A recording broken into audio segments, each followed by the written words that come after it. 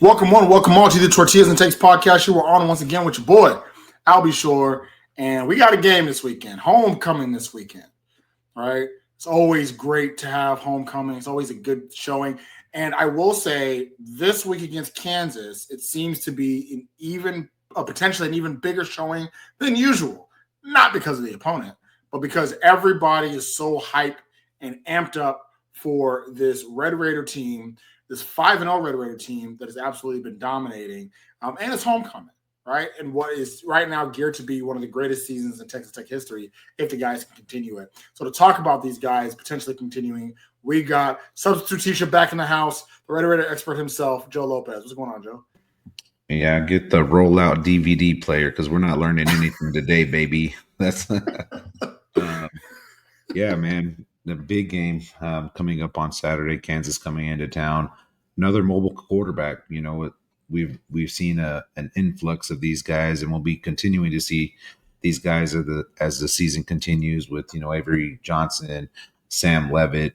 These guys that are pretty good with the ball in their hands. And then we see Jalen Daniels this weekend. So should make for a fun, exciting night game in Lubbock, blackout in Lubbock.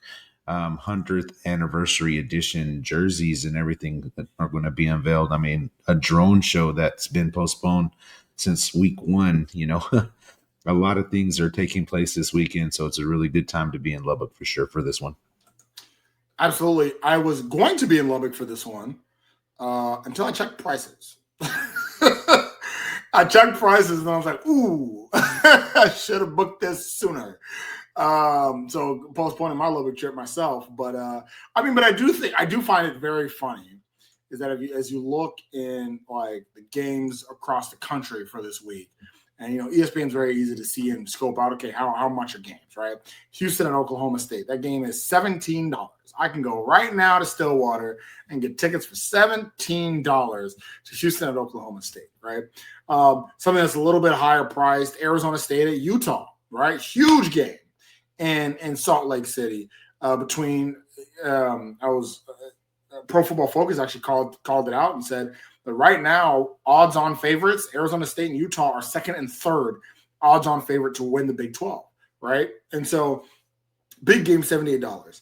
And the fact that the game Kansas at Texas Tech, nosebleeds, you're in the hundreds.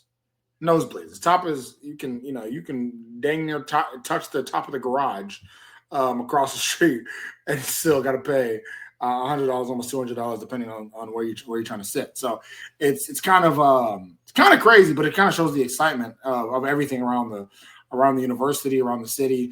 And another thing that I find interesting, Joe, is that even a hotel price. A lot of times, hotel prices will tell you how amped everybody is for this.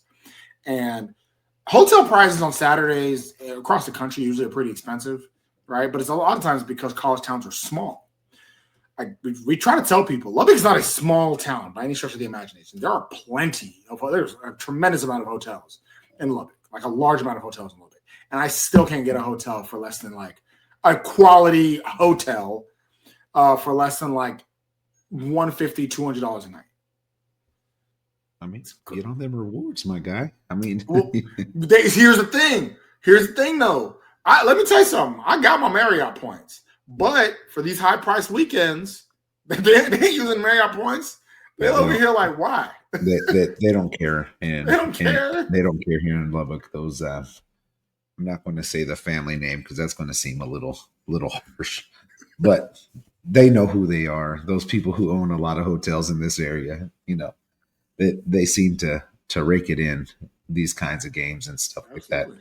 And then with Tech being ranked top 10, a lot of, like I said, all these stars are aligning for this weekend. So, man, Lubbock's going to be jumping. And then as long as they keep on this tear, man, I really don't think that it's going to diminish here in Lubbock. I think these games are just going to become bigger and bigger because obviously the main goal is, Big 12 championship and the college football playoff, potentially, every game is going to start to count even more if you continue to win on the back end. So you got to take care of business at home, one game at a time.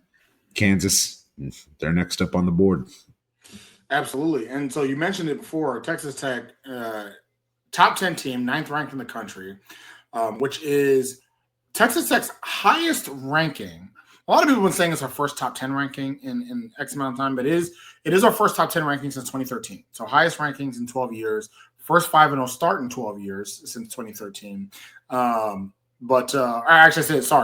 First top 10 ranking in 12 years, but it is our highest ranking since a certain season, Mr. Lopez, 08. The heralded 08 season that we all know and love, greatest season in Texas Tech history. We have not been ranked as high in the AP poll since this, which is also the last time we were preseason ranked. So a lot of correlations lining up with that 2018. A lot's to be said about, if that team had a defense, what it could have been, and now we're actually seeing that in the flesh when we have a defense, so many years later. So it's like I said, man, it's a great time to be a Red Raider. Yeah. I mean, to be fair, they had a defense. It just wasn't this. Like right now, statistically, I'm just going off of stats, right? So if you're from Oklahoma listening to this podcast, I'm just going off of stats. Statistically, Texas Tech is the number 1 defense in the country, right? Statistically, Texas Tech's secondary has gone from the second worst secondary in the country when it comes to coverage rate to the number 1 secondary in the country when it comes to coverage rate. Something that has never happened before. Not only has it never happened before, it's never even come close. Like there's not a close second in that metric of worst to first, right?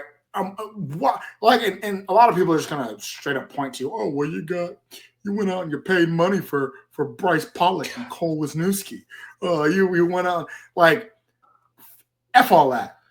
Shieldwood deserves all the freaking credit in the world because even before this season, I still looked at it and you're talking about the preseason pod. I said, the secondary, I don't know.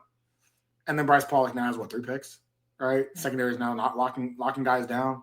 All right, D-line definitely helping this, but we can't take away from the secondary. Right, and I mean, Shieldwood's done more with less, in Tulane and even at Houston. I mean, he didn't have the talent he has now, and those teams are top 25 defenses. So, I mean, a lot of credit. I mean, hats off to him, his staff he has there. Rob Green should get a lot of credit as well for the safeties and stuff like that.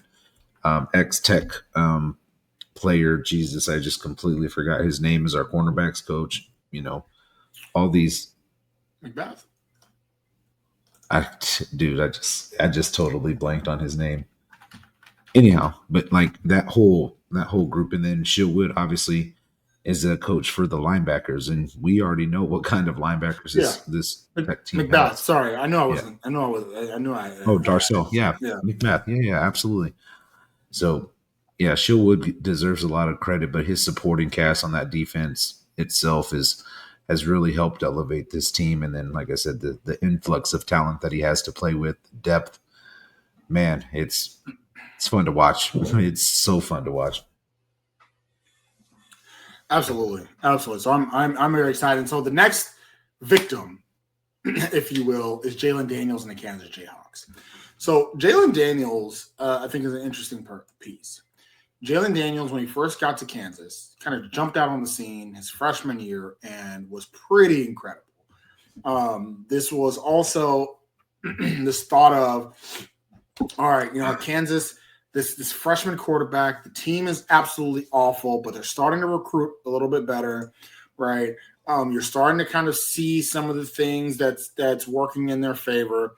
And then what happens is their head coach gets fired, right? Because good recruiter, Les Miles, good recruiter, but on the field, if he ain't coaching LSU, he ain't good at what he's doing. Let's be real. He hasn't been good anywhere else but LSU as far as coaching.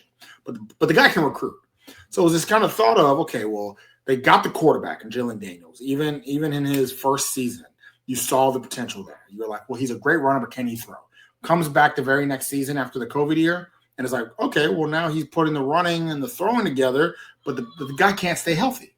Then the next season he comes back and, okay, he's got the running, the passing together, and he can stay healthy, and this team's getting better. Let's see that you Jayhawks, you got it. 2023, that's our season. We're going to be amazing. And they stunk. they just stunk. That was the team. That was the team where you're like, they can put it together. Jalen Daniels can have it all. Right, he did get hurt that year too, but Jalen Daniels can put it all together. He has it all. And he finally has the team around him to work, and they stunk. They didn't do it. But the thought again was, but they finally got the Lance Leipold, the guy that can coach on the field.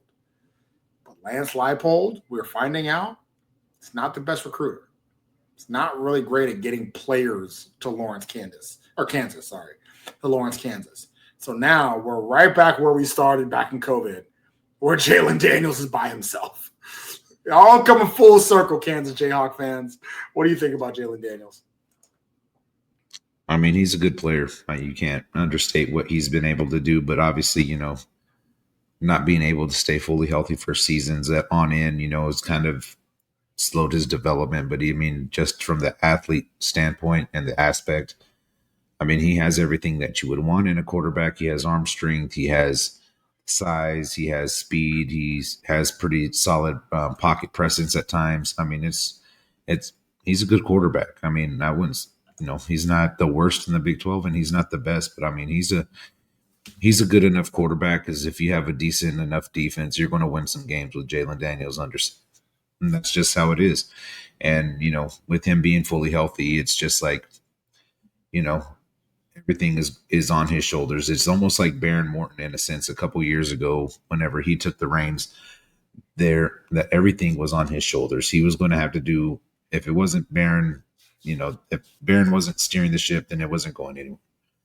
And I kind of see Jalen Daniels being in the same way because, he has a pretty mid defense and that's being polite, Nice.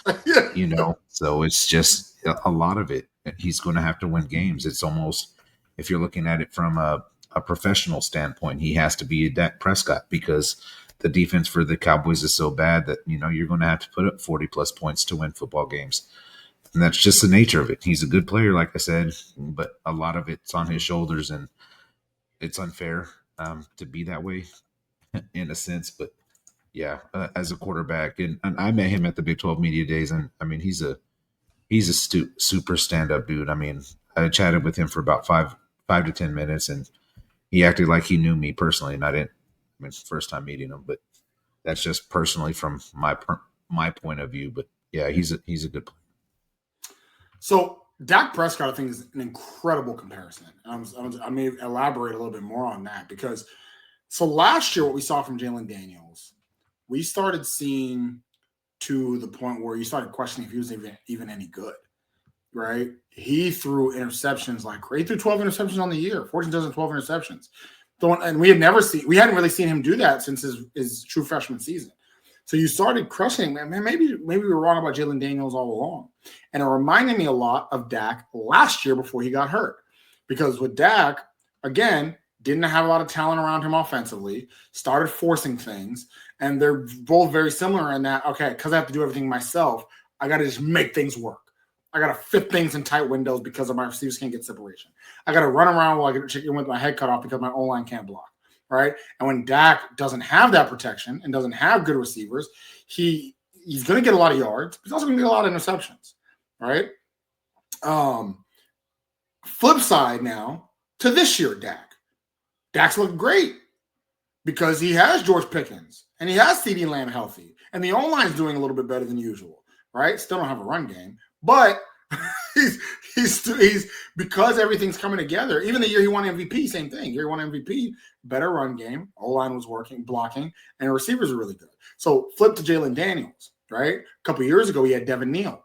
Devin Neal, really good run game. Receivers were decent. But last year, all went to crap. Nobody really around him, right? Devin Neal was still there, but even Devin Neal didn't have the best season possible because the O-line wasn't any good. So we go to this year, and this year, O-line's not great, but he has weapons. This year, I think he has weapons. He has a decent run game, and that run game really starts with his partner in crime, the guy who learned behind Devin Neal, LaShawn Williams. All right, LaShawn Williams right now is averaging 6 yards a carry. Powerful guy with a lot of quickness to him, and I think that having that run game and them two together, especially on these read options where you have two weapons right at you,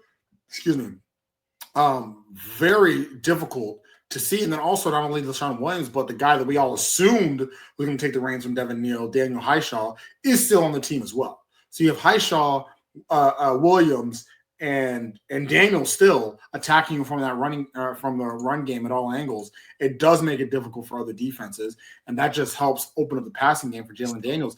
He's only thrown 2 picks all year, right? And the game is coming a little bit easier to him in his super senior year.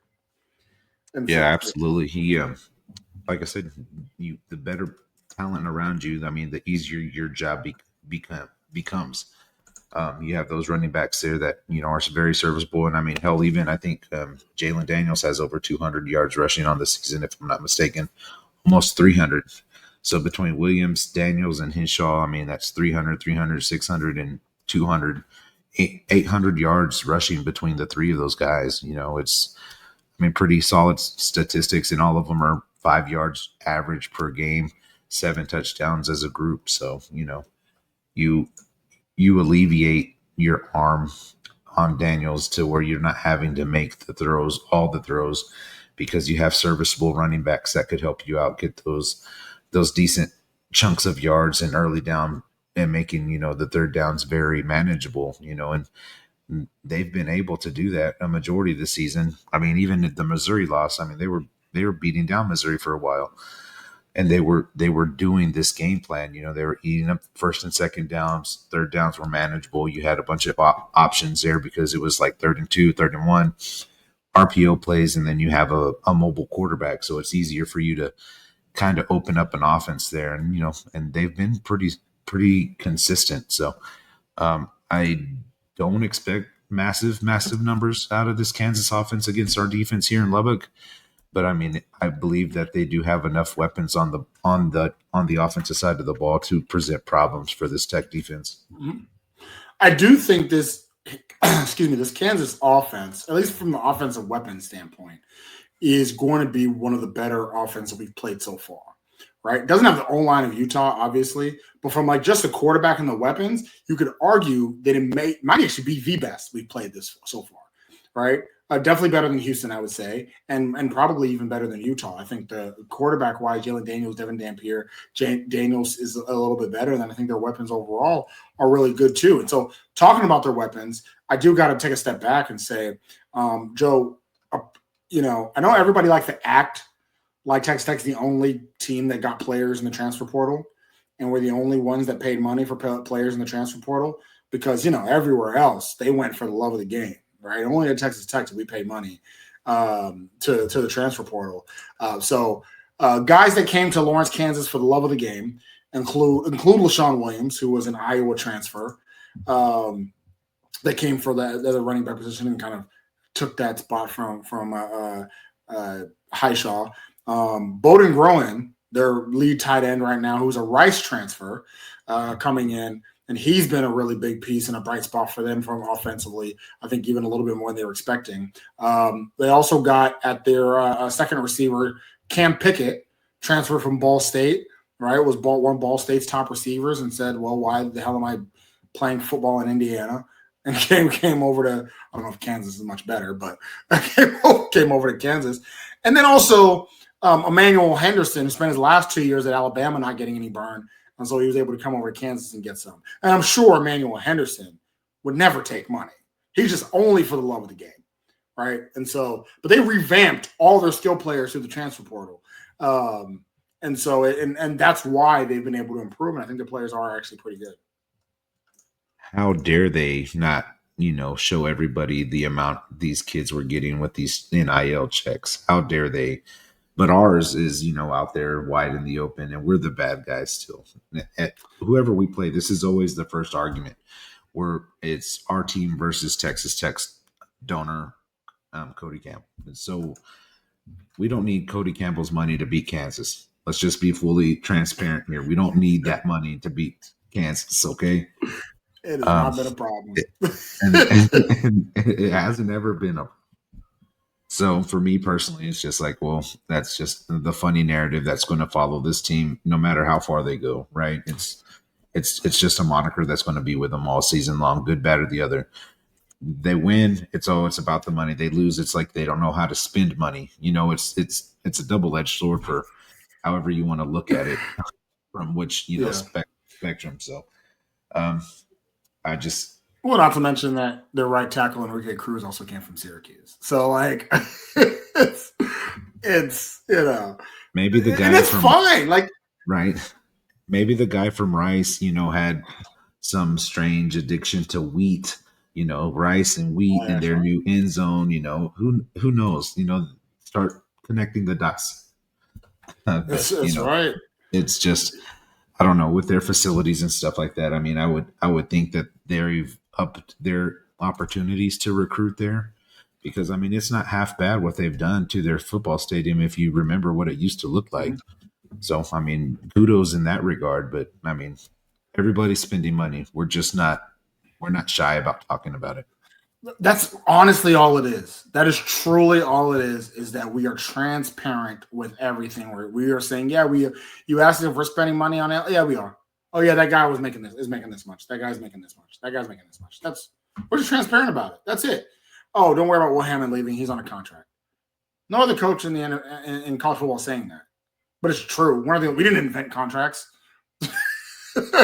Texas Tech did not invent contracts, right? They're not the only one. Nico from Tennessee that went out to UCLA, all of a sudden you find out he was on a 4-year contract. Oh, but I thought Texas Tech was the only one doing it. That's crazy. Like that's those Florida guys wanting to go to Texas A&M or Austin to play football. Yeah, no, I'm sure. They visited College Station, Texas. And said, "Yeah, you know what? This is better than Miami." Yeah. This is who needs Tampa when I can just see this dirt brown on all these dirt brown buildings. That's really what I love. Giggle, it's one of those things. Screw South Beach. I want to see the Bluebell ice cream factory in Brenham. Like, that's that's really all it is. Texas Tech is just transparent about it. We just talked about Kansas. Kansas, one of the tweeters talking about, oh, well, because we spent yada yada millions on this. They are more transfers on Kansas offense than non-transfers. In the last 2 years, I'm going to count it right now. These are all transfers from the last 2 years. Let's see. Levi Wentz, Emmanuel Henderson, Bryson Canty, Doug Emillion, Cam Pickett. That's 5 right there, just receivers. Jack Tanner, Tavake T, I'm not going to say the last name, Amir Herring, Tyler Mercer, Bryce Foster, Kobe Baines, Nolan G, Enrique Cruz. In their O-line, 4 out of their 5 starters on O-line has transferred into this university in the past couple years. Right? Did not start their career at Kansas. 4 out of 5. Right there. So that's and then you have the tight end, Bowden Groen, tight end, Leighton Cure. If you're keeping count at home, that's 15 just on offense. And then LaShawn Williams. 16 transfers on offense alone in the last couple of years. But, we're the bad guys. None of those guys started their career in Kansas. Yeah. Let's not talk about what Bill Self is doing with the basketball program. Like, I mean, what are we talking about here? Yeah. It's crazy. Yeah. All right, so let's flip over to the other side about this questionable defense, if I can be nice. Highly suspect. Putting it kindly. And what makes them most questionable, these guys can't stop the run. These guys can't stop the run at all. Now, I will say, in games where they are winning and the defense is playing good, right? Because the thing about it with this defense is from the full stat line aspect of it, you may look at it and say, well, Kansas can't be that bad. Like their defense, their defense isn't great, but they're stat wise, they're middle of the road. Stat wise, they're only giving up 20.5 points per game, right? Stat wise, are you sure they're as bad as you're making it out to be? And I think that's all fair. But then you look at Kansas' schedule and you're like, oh, when they play bad teams, they look good. When they play good teams, they look very bad. It's very easy to hold Fresno State, Wagner, and West Virginia to 10 points or less. A little harder to do that to Missouri and Cincinnati, right? And it's been night and day, right? Their run defenses in their wins only giving up 4.2 yards per carry, which is still not great, by the way. Just want to point that out. Still getting a first down every carry. In their losses, they're giving up over 6 yards a carry. So this run defense is food. That's basically what I'm trying to say. Yeah, and this kind of goes to show you what if you don't have those linebacker positions shored up in the Big 12, man, you're kind of left in no man's land. There's been a couple of times in those losses that they have where their linebackers looked like they were totally confused out there, like over pursuing, not reading the run, the RPO eating them up, and letting a tight end get behind them. It's just really rough to watch their defense struggle. And speaking from being able to watch defenses struggle, we watched the defenses struggle last year. It wasn't, something new or something that we haven't ever seen before. It's just one of those things. Like, we know what it's like to have a terrible secondary. We know what it's like to have a terrible defensive line. The linebackers have been, fairly consistent. I guess the most consistent group that we've had on the defensive side for years past. But man, Kansas, if Tech gets rolling early here, this could turn into something that you don't want to see on the scoreboard. And that 70. I'm not predicting this, but if Tech's defense gets rolling and Kansas's defense can't even come up with a single stop, yeah, we're talking 50 plus, 50 burger or more in this particular game. And then also, I think if Tech has the lead early on, that's when you start seeing some of that pressing by Jalen Daniels, right? The Cincinnati game was a little bit more back and forth, so he was able to take care of the ball. But that Missouri game, he did not play well, and he didn't play well because he played from behind for most of it, right? And so defensively, though, that Missouri game I think is Missouri's probably the best team Kansas has played all year, right? And it was at Missouri, so it was going to be very similar to what they're going to face here in Texas Tech. Now that Missouri game, they only lost by 11, so they didn't. I mean, it's not like they got whooped, and it's not like they were just outclassed in every way. However, I will say they gave up almost 600 yards to Missouri. Well, I take it back what I just said. They were outclassed in every way. They gave up almost 600 yards to Missouri. They gave up 330 yards in the air. But more importantly, they gave up 260 yards on the ground while only getting 13 yards themselves. Missouri doubled their first downs. They did get out. The final score actually is better than what the game actually was. Right? Missouri actually did I don't want to say dominate, because at one point Kansas did have the lead in the fourth quarter, but it didn't feel like that at all. Definitely didn't feel like that whatsoever.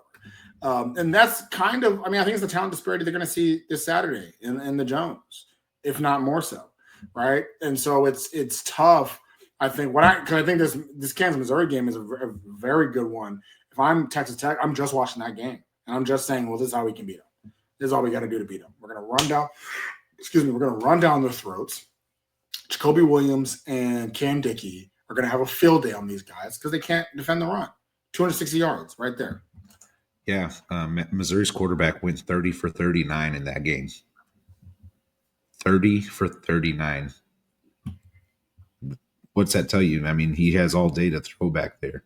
Yeah.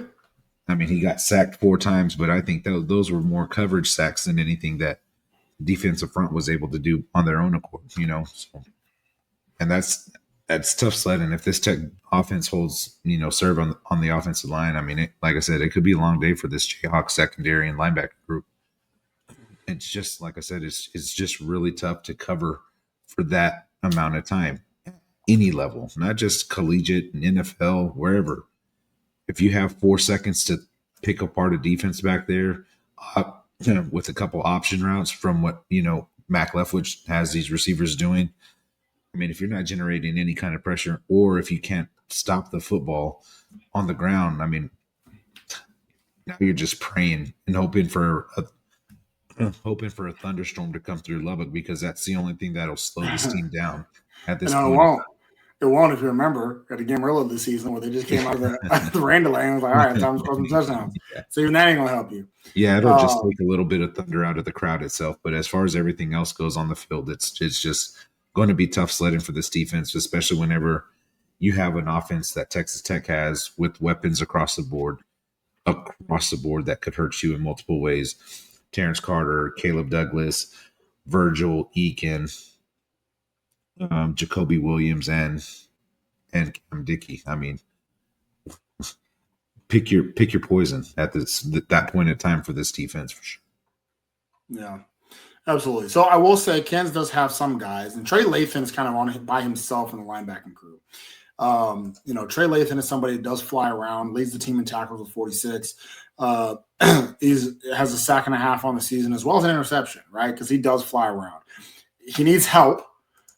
He does have a partner in crime in Kamara, Bengali Kamara, who has 23 tackles himself in his senior year.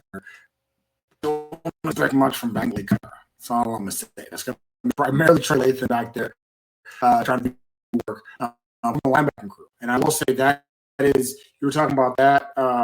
If Lathan isn't the one making tackles, then I'm going to question it, because then you're getting past him, you're getting to Lyric Rawls, their safety, right? That's when you're getting past Rawls to Jalen Todd, their corner. And like Jeremy and I always say, if your safety in your corner are some of your best tacklers on the team, that's usually not a good thing. We know that firsthand. Yeah. So yes, absolutely. As you notice, Bryce Pollock ain't leading our team in tackles. All right, nope. not a good defense we got here. So yeah. So with that being said, Joe, as we were focusing on the Kansas defense, who is the key player in Texas Tech's offense that's going to need to have a big game this Saturday in order to get the W? I don't think there's any specific player that needs to have a big game personally. I mean, like I said, it's what do they call it? A death by 1,000, slices or whatnot, because it's just going to be methodical on what Mac Leftwich is going to do. But give me Terrence Carter with the struggles that the linebackers are having for this Jayhawks defense. Terrence Carter to kind of exploit the center part of the field, and even Coy Eakin potentially as well. But I want to go TC to have a big game in this matchup on Saturday night. Terrence Carter. I'm trying to think if that's the first time we've had Terrence Carter brought up in it, but if it is, that's bad on us, because Terrence Carter's had a great season, and not only has a great season, he's starting to be talked about, which is he's no longer an unsung hero. But here's the funny thing is that you think you got Terrence Carter, and you're like, okay, we got him, we know what we're going to do with him. You also got John Carlos Miller you got to worry about too, who is also very dangerous in general. I was talking about the running backs in general. I've mentioned Jacoby Williams as a star piece before. I'm going to go to the guy that I have pressured up quite a bit, and he has answered. Number 8 himself, Cam Dickey. I expect Cam Dickey to have a big game. I expect another 100-yard game from Cam Dickey. Right? I think Dickey's we're going to run that inside zone that we like to run so much. We run, and that's another thing that I think a lot of people find surprising. We've been running between the tackles for both Williams and Dickey. I think Dickey's going to have a big game because nobody on their D-line scares me. Not a soul on their D-line is worrisome. As I was thinking about this game, looking through these players, and I'm like, man, y'all's D-line ain't got it. You know what they remind me of? Texas D-line last year. And that's not a compliment at all. So, yeah. so yeah, Cam Dickey's my guy over there. And so defensively, though, if we flip the field, who on Texas Tech defense is going to need to step up in order to stop Jalen Daniels and his people on the Kansas offense? Depending on what the status of Jacob Rodriguez is, I guess it's going to be who fills in for him at linebacker, how they're going to switch guys over. I'm going to go one that's probably not going to be a super popular one, but I'm saying this: if J-Rod does not start this game, I'll go AJ McCarty, filling in or coming up in the position there that John Curry's been playing this whole season, that star position. So AJ McCarty, his name did show up on the stat sheet against Houston. He made some pretty big stops there when Rodriguez left the game for that, I guess a calf contusion is what they're calling it. So give me AJ McCarty to continue to step up for Shieldwood in this defense. AJ McCarty had a really good game in the last one against Houston, probably the most snaps he's played all year, and he's earned it. He earned more snaps in general. Bryce Pollock, it's time for you to do another interception. So one piece of analysis that I got here for you. This is what I think is going to happen in this game. I noticed it in the Houston game, and even before the Houston game, I was curious if we were going to see it.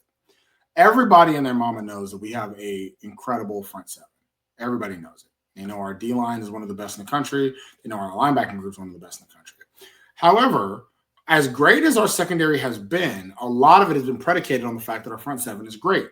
Right? So it's a lot easier, like you were just mentioning a second ago, it's a lot easier as a corner for me to defend when I know that the quarterback only has 3 seconds to throw, 2 seconds to throw. And so, however, I saw it in the Houston game. Houston took more shots, just deep shots. Second they saw one-on-one covers, they just chunked it deep than any team we played all year, right? And a guy with Jalen Daniels' arm talent, and not just arm talent, but Jalen Daniels, he be just chunking them. He's a gunslinger, right?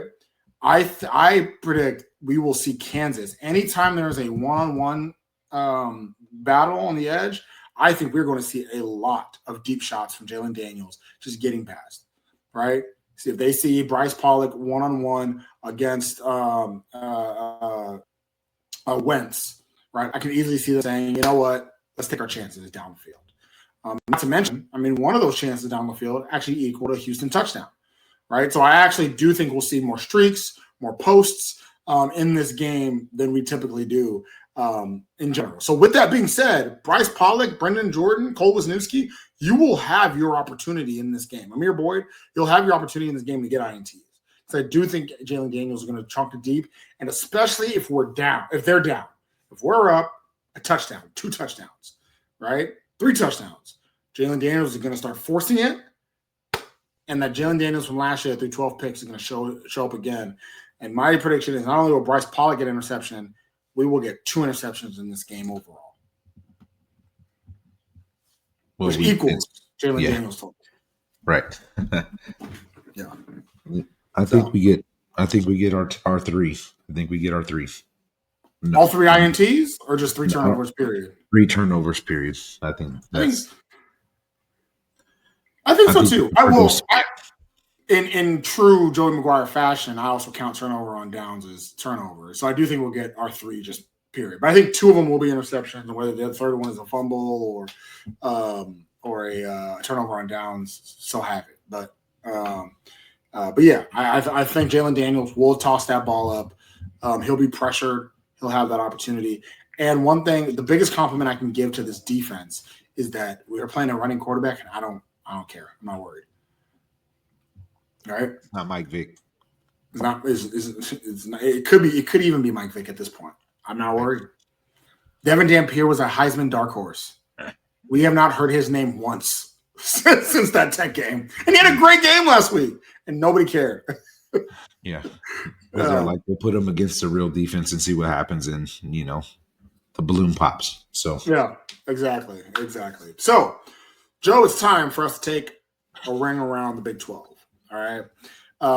So starting off noon, Fox Sports 1, UCF at Cincinnati. Brendan Sorsby starting to look like the real deal. UCF does not. Who do you have in this game? I'm trying to see the line. Oh, line right now is Cincinnati 10.5. So yeah, who you got? Give me Cincinnati, especially what they did to Iowa State last week. Sorsby's a dude. We saw it firsthand in Lubbock last year. He's a baller. Dante Corleone, defensive lineman, D tackle, setting the tone inside for that defensive front. And I just don't think the weapons for Central Florida. I just don't think they have enough horses in the stable to keep up with Cincinnati here. Yeah, UCF got to wait till they play one of these scrub teams. They got to wait till they play West Virginia, Oklahoma State before they actually get up. Like Cincinnati ain't one of them scrub teams. I'm sorry, and so sorry with UCF. You're going to get beat here by a bit. I do think Cincinnati covers that 10.5.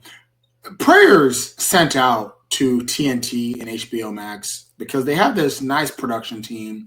Turner Sports is doing a really great job for the Big 12.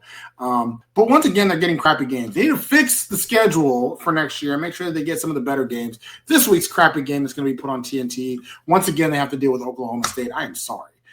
Houston at Oklahoma State on TNT. They're at noon. The favorite in this game is Houston by 4. Houston is a 14.5-point favorite in Stillwater. That's embarrassing. That's so bad. Oh my God. Anyways, why does Houston win and how much do they cover by? Houston wins by showing up. They cover. The wheels have fallen off the Oklahoma State Cowboys, and I don't think it's just try to mend what you can, stop the bleeding somewhere. But the gunshots are all there. Just stop some of them. You're not going to stop them all, but just one or two. I think Stanford and Oklahoma State should play each other. Put in the Rose Bowl, and just the opposite of national championship for the worst. I would have said UCLA up until last weekend, to be completely honest. UCLA is bad, but Stanford and Oklahoma State, boy. Those two, my God, man. I don't think those two teams couldn't win a Conference USA championship. That's how bad it is for both of them. 22nd ranked Iowa State at Colorado, 3:30. Hey, Boulder fans, y'all came out. It should be a packed house in Colorado, surprisingly. I don't know why, but, good for them. Good for them. Right now, Iowa State only a 2.5-point favorite. Can Colorado muster up something here in this game? It's very possible because they do have a lot of skill players, and Salter didn't necessarily play bad the other night. And they're playing in Colorado. Should be another packed house, another sellout for Coach Prime. I don't see why not. Give me Iowa State still being able to take it on the road, but it's going to be one of those barn burners, is what we call them. Yeah, I think Iowa State wins by a touchdown. I think this will be close. I still think Iowa State is a Big 12 contender. Even their game losing to Cincinnati was a close one. And so a lot of people are writing Iowa State off. I'm not just yet. I still think they're a good team overall. They're not going to blow many teams out. Rocco Beck's going to take care of the ball somewhat and do just enough to win this game and beat the Buffs. Also at the same time, so that game's on ESPN, the Uno. At the same time, TCU at Kansas State, 3:30 on Fox. So a lot of Big 12 games getting the front street there. So we were just talking about Iowa State still being a Big 12 contender. Doesn't matter that neither of these two teams, or actually, no, sorry, I take it back. Doesn't matter that TCU is not ranked. They're also still a contender. They also still have one of the best quarterbacks in the conference in Josh Hoover. The other side, Kansas State has neither of those, and no, they're not a contender. But TCU only a 1.5 favorite, and K-State is still talented. Doesn't matter how bad their season's going. Still a talented squad. Can Kansas State pull off the upset? I wouldn't call it an upset. I just think Kansas State ultimately starts playing Kansas State football. And I hate to say that, because Tech travels there in a few weeks, but, just to your point, their roster is still their roster. They're talented. They've played together and they're playing at home. It's usually a little bit harder place to win in Manhattan, so though Hoover's playing pretty well, give me Kansas State to get back on the winning side of things here. So this is what I'll say about Kansas State. They've been in a lot of close games this year. If you look at their schedule, you could say that, man, this Kansas State team could be 6-0 right now. They have all 4 of their losses are 1-score losses. And then last week it was a 1-point loss to Baylor, right? But here's the thing, they just cannot find a way to get the W. They just cannot find a way to get the W. And so I think that streak continues. I think TCU barely pulls it out, wins by a game-winning field goal, and pulls it out again. Good news, if you're a Kansas State fan, is that when me and my co-host differ, I have lost seemingly every time this year. Just hasn't been a great year for me. It just ain't been a good year for me. So that probably K-State, congrats, I should say, that I'm picking TCU. And because it's TCU, I'm okay with that. 8 o'clock at night, 18th ranked BYU at Arizona. I was talking about odds, the odds makers before, talking about Arizona State and Utah. BYU is still only fourth amongst the odds makers to win the Big 12, which I find surprising, but they are the only other undefeated team in the Big 12. Does that undefeated streak continue at Arizona, where they're 2.5-point favorites? I do think that it is going to be a BYU victory there, but it is going to be a whole lot closer than people think. You said 2.5. Mm-hmm. Yeah, I think it's going to be right on par there, under 7 points. It's going to be real close. Fafita hasn't been playing terrible either, and they just beat the crap out of Oklahoma State. Got some confidence. Everybody does that. I know. I'm using that as the point of a confidence standpoint. From you go and beat up a really terrible team, take that confidence and everything that you gain from that game into this upcoming game, and maybe you could knock off BYU. That is real, by the way. Like, the Texans play the Titans, and all of a sudden we were 0-3, looking like dog crap. Played the Titans, got us back on the road, and then now the season's back on track. Now it's like, okay, thank God, played the Titans. But I still think BYU wins, and I actually think they do win comfortably. I'm not a believer in Arizona just yet. I have not seen from Arizona something that leads me to believe they're a decent team. Their best win this year is against the currently 2-4 Kansas State. And they got Iowa State doesn't usually blow out teams. They blew out Arizona. So I am I'm not convinced that Arizona is a good team just yet. However, this would be a great way to convince me if they were to pull off the upset against BYU. But I do think BYU wins. I'm going to even say by 2 touchdowns. I think it's going to be a comfortable win. 21st, second best game of the week, of course, 21st ranked Arizona State at Utah. And what I would probably consider, I don't know if you would consider this a Big 12 championship elimination game, but it just might be. 2 losses in conference doesn't necessarily knock you completely out of contention. And of course, Arizona State technically doesn't have 2 losses yet, but they will. It doesn't necessarily knock you out of contention, but it will, I think, this year make it a lot tougher to get there. So who wins this game? And we were talking about a pre-pod. Sam Levitt downgraded a doubtful in this game against Utah. So who wins? If Levitt plays, that's a tough one, man. It's a night game there in Utah. Crazy stuff happens there. That's why I'm kind of glad Tech didn't play there at night. Give me Utah knocking off Arizona State with or without Sam Levitt. Dang. The great Sam Levitt is going to come in with half his body just deformed, ready to play. Now we're talking about Sam Levitt here. We're talking about Jordan Tyson. All right. But this is a team that won the Big 12 last year. The power of Scatterbo in their loins. All right. Ready to take on the Utes. All right. How dare you? How dare you, Joe, put them down like this? And you are absolutely correct. Utah wins regardless. It don't matter. It don't matter. I think Utah has been, ever since they lost to Tech, have been disrespected. I mean, y'all trying to act like Utah's not a good team. They're still a good team. We're just that much better. That's all it is. Right? Ain't no shame in that.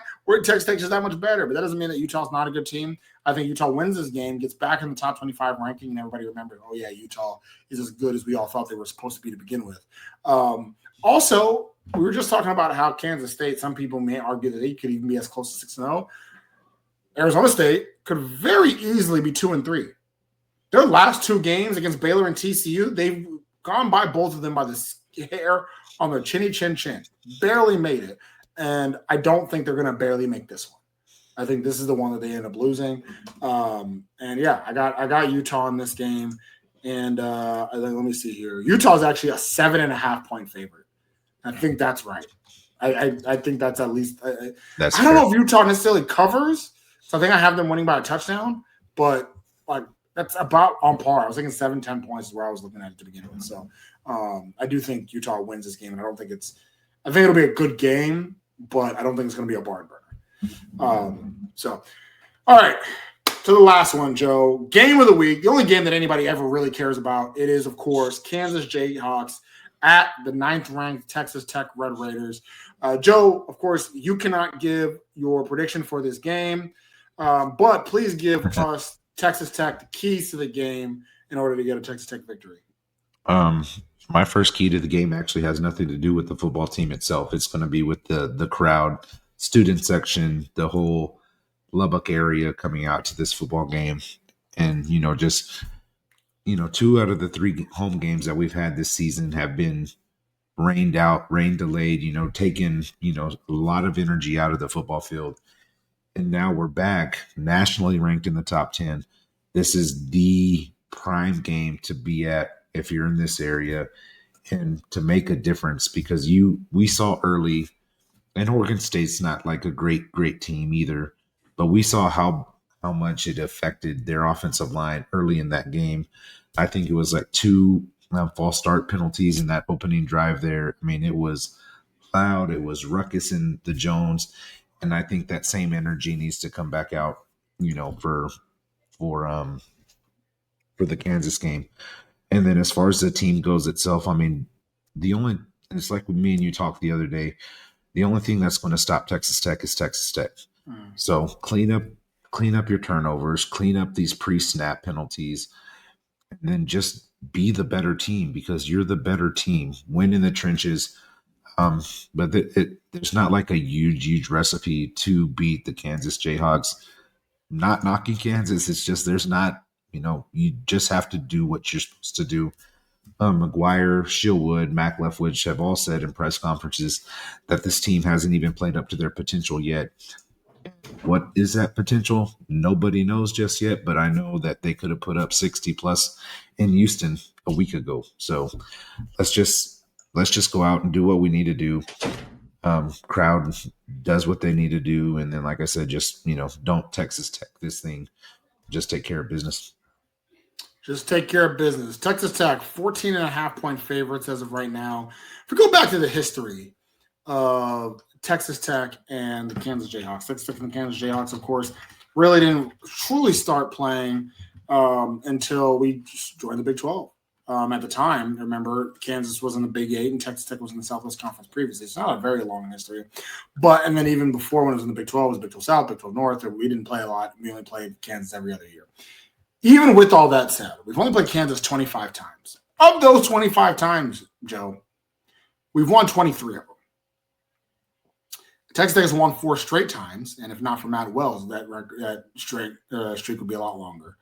Only time we've lost to them was, of course, that Matt Wells won in 2019, and then in 2001, we lost to them before as well. I've also credited Texas Tech with the beginning of the Kansas descent. Y'all remember in 2009, I believe it was, they had a great running back. Can't remember his name right now. And Jamar Wall put him to hell. Tackled him so hard, he still remembers it to this day. And literally, from that game, Kansas was terrible.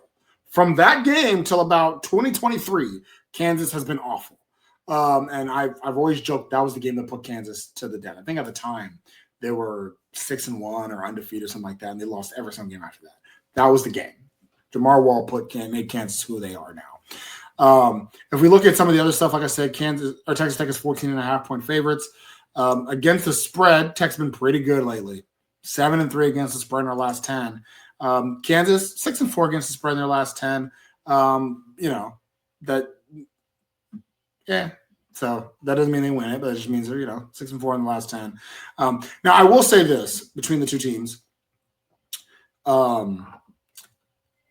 A lot of times when I'm looking up these stats, I'm comparing. All right, Kansas offense versus Tech defense. Kansas offense versus Tech defense, the 12 major key stats.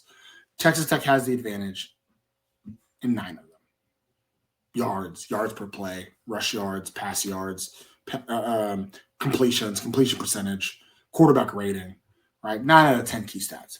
When I flip it and look at Texas Tech offense versus Kansas defense, Joe, you want to know how many the Texas Tech offense has advantage in of the 12? 11. All 12. Texas Tech has the advantage in every single key stat amongst the 12 of when it's Texas Tech offense versus Kansas defense. Ladies and gentlemen, this is not going to be we're not going to cuddle them to sleep. We're not going to tuck them in at night. We're going to beat the brakes off of them. I think 14.5, and that's odd makers being nice. That is them being nice. I think it's not going to be a close game at all. I have Texas Tech winning this game. I think I'm going to go 31 I'll go 38-17. I'll go 38-17. I do think this is probably the best offense we play this year. So I'll give them a little bit more than what Houston gave us. And 38 just because we're going to run the ball quite a bit in the second half and kill some clock. So I'll go 38-17, 21-point win. And it's and even that, I mean, yeah, it's gonna feel like, man, what are we doing? We left some points on the table. But 38-17. So the streak of winning by 20 plus continues. Oh yeah. I'm not really quite. I don't know how many games that I don't. There's 3 games I think that streak may get tested: at Arizona State, at Kansas State, home against BYU. Other than that, nothing worries me. It's all fair. I mean, it's all fair. There's nothing that you could say that what you have seen up until this point that would make you think otherwise. I mean, that game in Houston, and we talked about it the other day, could have been done in the first quarter. It could have been totally a wrap in the first quarter. Yeah, absolutely. So, Joe, with that, I got my prediction. I know you're going to tell me in the chat your prediction, which is likely going to be a lot higher than mine was. I can see it in your face. But anything else you want to say to the people? And actually, we didn't even talk about this last time. Tell everybody where they're going to be able to read your stuff, see you more often, all that jazz. Oh, RedRaidersports.com. Part of the On3 network now is, as we have been converted over now for a few months. Anything on 3, you could find me there. Stories on players, stories on other sports that are going on with Texas Tech, anything Texas Tech sports wise. I am on 3, and you can find all my stuff there. Absolutely. Thank you, Joe. Thank you for keeping these kids in line here as the sub overall. We really appreciate it. Make sure if you haven't got your tickets to the Texas Tech Kansas game, you have to go through a reseller because they are sold out. Game's going to be big, like Joe mentioned before. Drone show happening in that game after the game, so should be a lot of fun. Should be and also we haven't even got into it, Joe. These 100th anniversary jerseys are fire. They're fun. Yeah. You know me, I'm the resident fashion expert when it comes to jerseys and uniforms. I know what's best for us. And what's best for us, I do like those uniforms. I think that I, for one, think the helmets are the best part of it. Absolute fire. And so I'm definitely excited to see them in action. Absolutely. Absolutely. Those jerseys were flames when they came out. Like the helmet, everything about, man, top tier. Yeah. No notes.